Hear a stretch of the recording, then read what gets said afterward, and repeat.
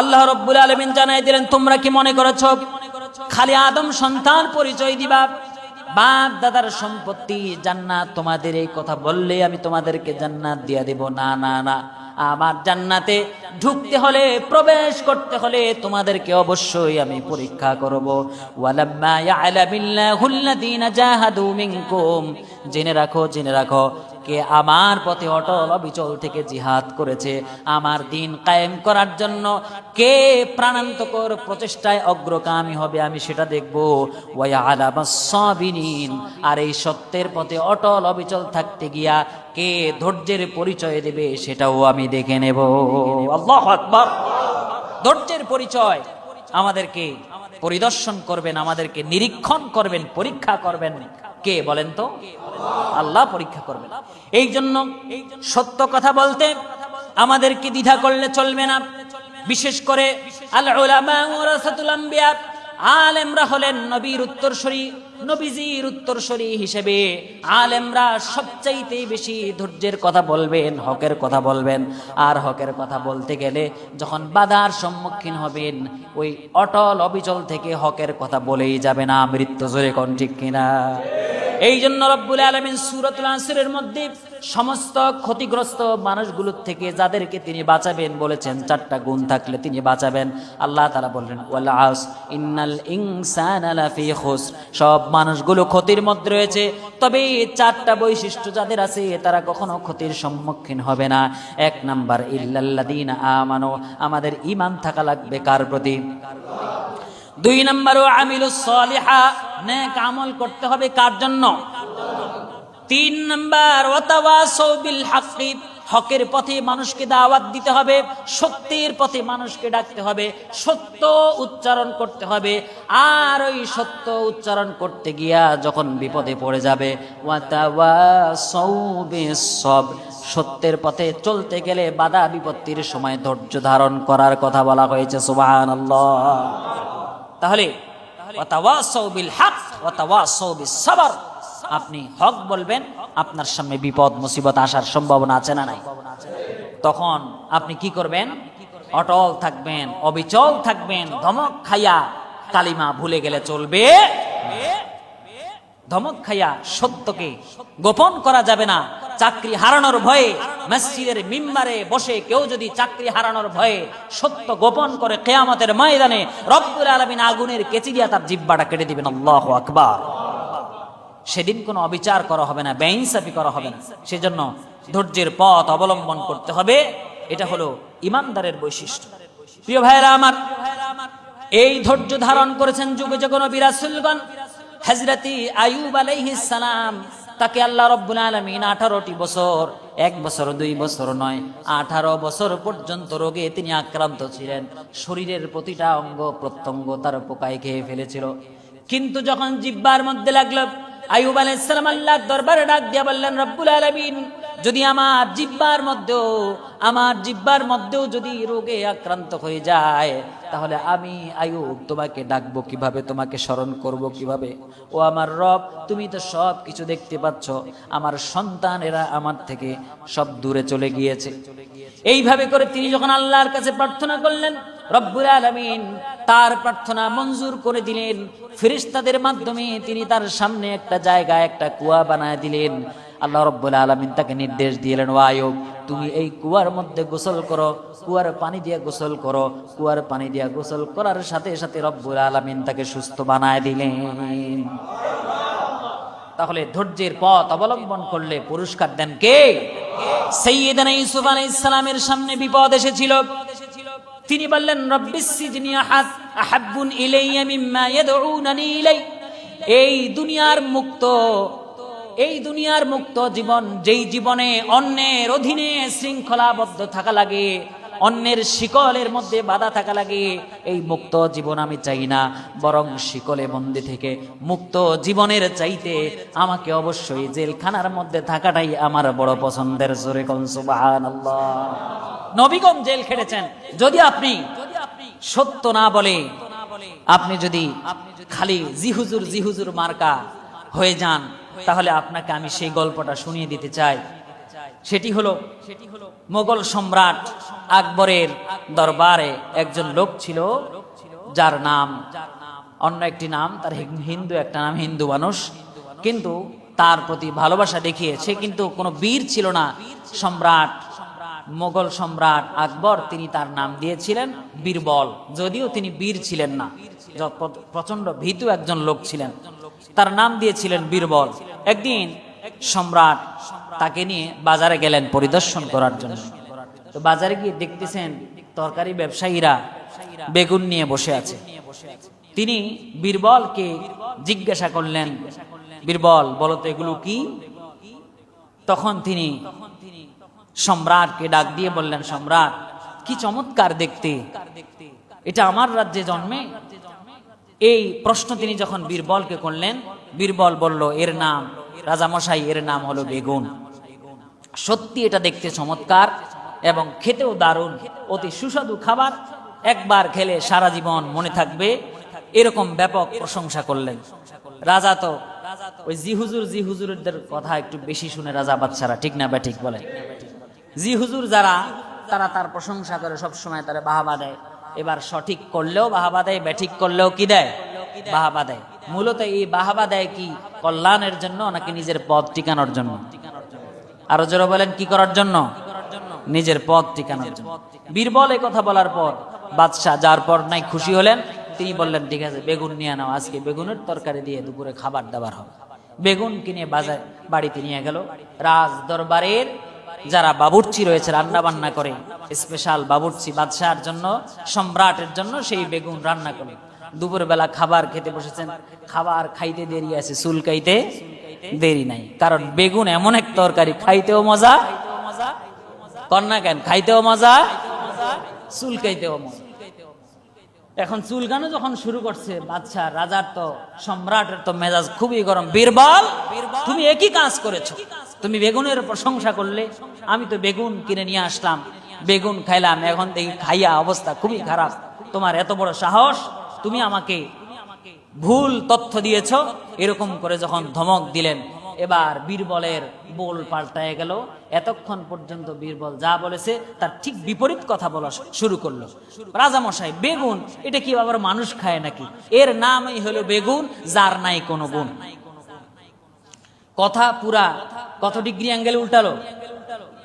180 degree. কত degree? 180 degree অ্যাঙ্গেলে এটা উল্টালো। সে বলল, এটা খুবই জঘন্য খাবার, বাজারে এটা কেউ কিনে না, এটা হলো ঘোড়ার খাবার। এই কথা বলার পর রাজা প্রশ্ন করলেন, তুমি তো একটু আগে আমাকে এটার ব্যাপারে ব্যাপক প্রশংসা করলে, যে এটা বাজারে খুবই চমৎকার, দেখতে সুন্দর, তুমি তো প্রশংসা করলে। যে রাজা মশাই, আসলে আমি তো বেগুনের চাকরি করি না, আমি আপনার চাকরি করি, আপনার চাকরি করি, আপনাকে খুশি করার জন্য যখন যেটা বলা দরকার আমি সেটাই বলি, আমি তো বেগুনের চাকরি করি না।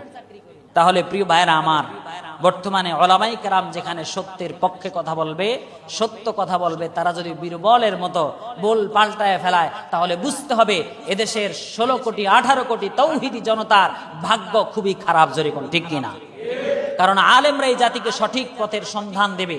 যুগে যুগে আলেমরা এই জাতিকে সঠিক পথের সন্ধান দিয়েছিল বলে আজকে এই জাতি ইসলামকে এই পর্যায়ে পেয়েছে। যদিও এই সত্যের দিশা দেওয়ার কারণে আলেমদের উপর জুলুম এসেছে, নির্যাতন এসেছে। যেই হানাফি মাযহাবের অনুসরণ এদেশের বেশিরভাগ মুসলমানেরা করে থাকে, সেই ইমাম আবু হানিফার উপর জুলুম অত্যাচারের খবর আমরা অনেকেই রাখি না। ইমাম আবু হানিফা রাহিমাহুল্লাহ সত্যের পক্ষে সঠিক ফতোয়া দেওয়ার কারণে তাকে অনেক বেশি জুলুমের শিকার হতে হয়েছিল। তৎকালীন শাসক খলিফা মনসুর তাকে নিজের স্বার্থ সিদ্ধির জন্য, এমনকি বিচারপতির পদবি দেওয়ার জন্য তাকে অফার করেছিল। ইমাম আবু হানিফা বলেছিলেন, আমি যদি আপনার অধীনে বিচারপতি হই, তাহলে আপনার মন গড়া মতো আমার ফতোয়া দেওয়া লাগবে, কিন্তু কোরআন হাদিসের বিশ্লেষণ করে আমি কখনো আপনার মন গড়া ফতোয়াও দিতে পারবো না, আর আপনার ওই লোভনীয় ফতোয়া আমি কবুল করব না। সুবহানাল্লাহ। এই কথা বলার কারণে খলিফা মনসুর বড় রাগ হয়ে গেলেন। তিনি ইমাম আবু হানিফা রাহমাতুল্লাহি আলাইহিকে গ্রেফতার করে তিনি জেলখানায় পুরে দিলেন। মৃত্যুর আগ পর্যন্ত ইমামে আজম আবু হানিফা জেলখানার মধ্যে ছিল। আল্লাহু আকবার। আলেমদের ইতিহাস, কারাগারের ইতিহাস। একজন আলেম যদি কারাগারে যায় আর আপনি যদি ভিতরে ভিতরে গুজুর গুজুর ফুসুর ফুসুর করেন, যেহেতু গেছে সুতরাং কিছু না কিছু তো অন্যায় করছি, এরকম মানুষের সংখ্যা আমাদের সমাজে আছে না? নাই। আপনার ইমানের মধ্যে ঘুণ পোকায় ধরেছে। আপনাকে বুঝতে হবে আলেমদের ইতিহাস, কারাগারের ইতিহাস। সত্যপন্থী আলেমরা কখনোই পিছপা হয় নাই, সত্যের পক্ষে উচ্চারণ করে গিয়েছে, ঠিক কিনা? শুধু তাই নয়, খলিফা মনসুরের চাচাতো ভাই মদিনার গভর্নর জাফরের নির্দেশে ইমাম মালিক রাহিমাহুল্লাহ, যিনি চার মাযহাবের আরো একজন ইমাম, তাকেও এরকম করে অবর্ণনীয় জুলুম নির্যাতনের শিকার হতে হয়েছিল। শুধু তাই নয়, ইমাম আহমদ ইবনে হাম্বল, তাকে তদানীন্তন শাসক খলিফা মামুনুর রশিদ মুতাজিলা সম্প্রদায়ের একটি ভ্রান্ত আকীদাকে তার পক্ষে নেওয়ার জন্য জোরপূর্বক জনগণের সমর্থন আদায়ের জন্য ইমাম আহমদ ইবনে হাম্বলকে কারাগারে নিক্ষেপ করেছিল। তখনকার সময়ে 400 আলেমকে একত্রিত করেছিল। এর মধ্যে সেই শাসকের ধমকের ভয়ে বেশিরভাগ মানুষই, বেশিরভাগ আলেম ওই শাসকের পক্ষে চলে গিয়েছিল। মাত্র 4 জন মানুষ বাকি ছিল। যখন জুলুম নির্যাতন শুরু হয়ে গেল, এর মধ্যে বাকি আরো 2 জন, তারাও এবার ওই বাতিলের পক্ষে চলে গেল, জালিমের পক্ষে চলে গেল। কিন্তু 2 জন মানুষ বাকি রইলেন। একজন মানুষকে নির্যাতন করতে করতে শহীদ করে দেওয়া হলো। যিনি বেঁচে রইলেন তিনি হলেন ইমাম আহমদ ইবনে হাম্বল। জোরে কোন আল্লাহু আকবার। তাকে জেলখানায় রাখা হলো। শুধু তাই নয়, ইমাম ইবনে তাইমিয়া, তিনিও জেলখানায় সেই তদানীন্তন শাসক গোষ্ঠীর কোপানলে তিনিও পড়েছেন। মুজাদ্দেদ আল ফিসানি রাহমাতুল্লাহি আলাইহি বাদশাহ আকবরের কোপানলে পড়েছিলেন। সৈয়দ কুতুবকে বিনা অপরাধে জেলখানার প্রকোষ্ঠে রাখা হয়েছিল এবং তাকে ফাঁসির কাস্টে ঝোলানো হয়েছিল। তার মানে বোঝা যায় আলেমদের ইতিহাস, কারাগারের ইতিহাস। আজকে যারা আলেমরা কারাগারে থাকার পরে তাদের পক্ষে কথা না বলে তাদের বিরুদ্ধে কথা বলেন, আপনার ঈমান নিয়ে প্রশ্ন রয়েছে। জোরে কোন ঠিক না ব্যাঠে? প্রিয় ভাইরা আমার, এইভাবে করে যুগে যুগে উলামায়ে কেরাম সত্যের পক্ষে অটল অবিচল ছিলেন। প্রিয় ভাইরা আমার, সত্যের পক্ষে অটল অবিচল থাকতে গেলে আপনাকে ধৈর্য ধারণ করা লাগবে। চাকরি হারানোর ভয় করা যাবে না, রিজিকের ভয় করা যাবে না। কারণ হলো আমাদের সকলের রিজিকের ব্যবস্থা করে দেন কে? প্রিয় ভাইরা আমার, এইভাবে করে অসংখ্য উলামায়ে কেরামের ইতিহাস, এগুলো তো আমরা পড়ি না। আলেমদের স্বাধীনতার জন্য, জনগণের মুক্তির জন্য তাদের যে ভূমিকা ছিল ব্রিটিশ শাসনের সময়, আলেমদের বিশাল একটা ভূমিকা সেখানে ছিল। কিন্তু আজকে আমরা শুধুমাত্র নিজেদের ক্ষেত্রে ক্রেডিট ব্যবহার করি, উলামায়ে কেরামদেরকে আমরা সামনে নিয়ে আসতে চাই না। প্রিয় ভাইরা আমার, একজন আলেম তিনি ব্রিটিশ শাসনের কোপানলে পড়লেন। ব্রিটিশ শাসক তাকে গ্রেফতার করলো। ব্রিটিশ শাসক গ্রেফতার করে তার ব্যাপারে রায় হলো তাকে আন্দামান দ্বীপে নিয়ে যাওয়া হবে। মাওলানা জাফর তার নাম। মাওলানা জাফর তাকে গ্রেফতার করে পুলিশ যখন নিয়ে যায়, অসংখ্য অগণিত ভক্তরা রাস্তার দুপাশে দাঁড়ায়া দাঁড়ায়া তার জন্য মজলুমের মতো কান্না করে, চোখের পানি ফেলে তার দিকে তাকায় রয়েছে। হযরতি জাফর রাহিমাহুল্লাহ তিনি মুখটাকে উঁচু করে দিয়ে, বুকটাকে উঁচু করে দিয়ে, কপালটাকে উঁচু করে দিয়ে তিনি বীরের মতো তিনি পুলিশের সাথে চলে যাচ্ছিলেন। চারিদিকে তিনি তাকান, মানুষের চোখে পানি, সবাই ইমামের দিকে তাকায় রয়েছেন, ওই আলেমের দিকে তাকায় রয়েছেন, মাওলানার দিকে তাকায় রয়েছেন। হঠাৎ করে মাওলানার নজর গেল একজন বোরখা পরিহিতা মহিলা ছোট্ট কয়েকটা বাচ্চা নিয়ে রাস্তার পাশে মানুষের ভিড়ে দাঁড়ায় রয়েছে। মাওলানা জাফর তিনি ছোট্ট বাচ্চাগুলোর দিকে তাকায়া বুঝতে পারলেন এই মহিলার কেউ নয়, এই মহিলা হলো মাওলানা জাফরের স্ত্রী। তিনি স্ত্রীকে দেখে পুলিশকে বললেন, দাঁড়াও, আমি আমার স্ত্রীর সাথে একটু কথা বলবো, আমাকে একটু সুযোগ দাও। সেই দিন তাকে সুযোগ দেওয়া হয়েছিল। পুলিশ দাঁড়িয়ে গেল, মাওলানা জাফর তিনি দাঁড়ায় গেলেন। স্ত্রীর সামনে যখন দাঁড়ায় গেলেন, স্ত্রী তাকে ডাক দিয়া বললেন, প্রাণের স্বামী আপনি কেন দাঁড়িয়েছেন, আমাকে কি বলতে চান? হযরতে মাওলানা জাফর তিনি বললেন, প্রাণের স্ত্রী আজকে আমি তোমাকে সেই কথাটি বলবো, আগের দিনগুলোতে আমি যেই কথাগুলো বলেছিলাম নতুন কোনো কথা বলবো না। এবার স্বামী প্রাণের স্ত্রীকে ডাক দিয়া বলছেন, প্রাণের স্বামী। স্ত্রী ডাক দিয়া বললেন, আপনি আমাদেরকে কার জিম্মায় রেখে যাচ্ছেন? মাওলানা জাফর তিনি ডাক দিয়া বললেন, কলিজার টুকরা প্রাণের স্ত্রী, আমি তোমাকে সেই আল্লাহর কাছে রেখে যাচ্ছি। সাইয়্যিদনা ইব্রাহিম আলাইহিস সালাম ওই মরুভূমির প্রান্তরে তার স্ত্রী এবং দুধের শিশুকে যেই আল্লাহর উপর তাওয়াক্কুল করে রেখে গিয়েছিলেন, আমি মাওলানা জাফর তোমাকে সেই আল্লাহর কাছে রেখে যাচ্ছি। সুবহানাল্লাহ। এইভাবে করে উলামায়ে কেরাম হকের পক্ষে কথা বলেছেন। পদ পদবীর লোভ লালসায় তাদের ঈমান কখনো বিক্রি হয় নাই বিদায় আজকে ইসলামকে আমরা সহজভাবে পেয়েছি। জোরে কোন ঠিক কিনা? রাসূল করিম সাল্লাল্লাহু আলাইহি সাল্লাম হাদিস বলে গিয়েছেন, সাহাবায়ে কেরাম হাদিস বলেছেন, কিন্তু সেগুলো যদি যুগের পর যুগ উলামায়ে কেরাম খেদমত না করত, সেগুলো যদি সঠিকভাবে আমাদের সামনে উপস্থাপন না করত, ওই হাদিস অবিকৃত অবস্থায় কি আমরা পেতাম? আমরা পেতাম না। সুতরাং যুগে যুগে উলামায়ে কেরাম এভাবে করে সত্যের পক্ষে অটল অবিচল ছিলেন। প্রিয় ভাইরা আমার, বিশ্ব নবী সাল্লাল্লাহু আলাইহি সাল্লামের সাথে উহুদের প্রান্তরে রক্তক্ষয়ী যুদ্ধ সংগঠিত হয়ে যাচ্ছে। অনেক সাহাবী সেখানে শহীদ হয়েছেন। একজন মহিলা দৌড়ায়া জিহাদের ময়দানের দিকে যাচ্ছেন। বনু দিনার গোত্রের একজন মহিলা। বনু দিনার গোত্রের একজন মহিলা। ধৈর্য কাকে বলে? অটল অবিচল ঈমান কাকে বলে? কষ্ট সহিষ্ণুতা কাকে বলে? একজন মহিলার জীবন থেকে ঈমানদাররা শিক্ষা গ্রহণ করবে। ওই মহিলা দৌড়ায়া দৌড়ায়া জিহাদের ময়দানের দিকে যাচ্ছেন। লোকজন তাকে জিজ্ঞেস করো, মহিলা তুমি কোথায় যাও? মহিলা এবার বলল, আমি যুদ্ধের ময়দানে, আমি জিহাদের পরিস্থিতি পর্যবেক্ষণ করার জন্য সেখানে যাচ্ছি। কি অবস্থা সেখানে আমাকে বলো। লোকজন বলতে লাগলো, মহিলারে তুমি কোন আশায় জিহাদের ময়দানে যাও? তোমার যেই কলিজার টুকরা দুইটা ছেলে, যেই দুইটা ছেলেকে তুমি জিহাদের ময়দানে পাঠায়েছো, যুদ্ধ করতে করতে দুইটা ছেলেই তোমার শহীদ হয়ে গিয়েছে। মহিলা আবার সামনের দিকে আগায়। মহিলা বলল, আমাকে তোমরা আমার সন্তানের খবর দেওয়ার কথা বলি না, আমাকে তোমরা আমার বিশ্ব নবী সাল্লাল্লাহু আলাইহি সাল্লামের শারীরিক অবস্থার কথা বলো, তিনি কেমন আছেন। মহিলা দৌড়ে আর একটু সামনে যায়। আর একটু সামনে যাওয়ার পর এবার আবার তাকে লোকজন জিজ্ঞাসা করে, মহিলা কোথায় যাও? মহিলা বলে, আমি জিহাদের ময়দানে যুদ্ধের খোঁজ নেওয়ার জন্য যাচ্ছি। মানুষগুলো বলতে থাকে, তোমার যে কলিজার টুকরা প্রাণের স্বামী, যাকে তুমি জিহাদের ময়দানে পাঠিয়েছো, তোমার স্বামী জিহাদের ময়দানে উহুদের প্রান্তরে তোমার স্বামীও শহীদ হয়ে গিয়েছে। মহিলা বলল, আমি সন্তানের কথা শুনতে চাই না, আমি আমার স্বামীর কথা শুনতে চাই না, তোমরা আমাকে একটু বলে দাও আমার কলিজার টুকরা প্রিয় নবী মুহাম্মদ সাল্লাল্লাহু আলাইহি সাল্লাম কেমন আছে। ধৈর্য কাকে বলে? আজকে আমাদের ধৈর্য থাকে না। আমরা সঠিক কথা বলতেও চাই না, সঠিক কথা শুনতেও চাই না।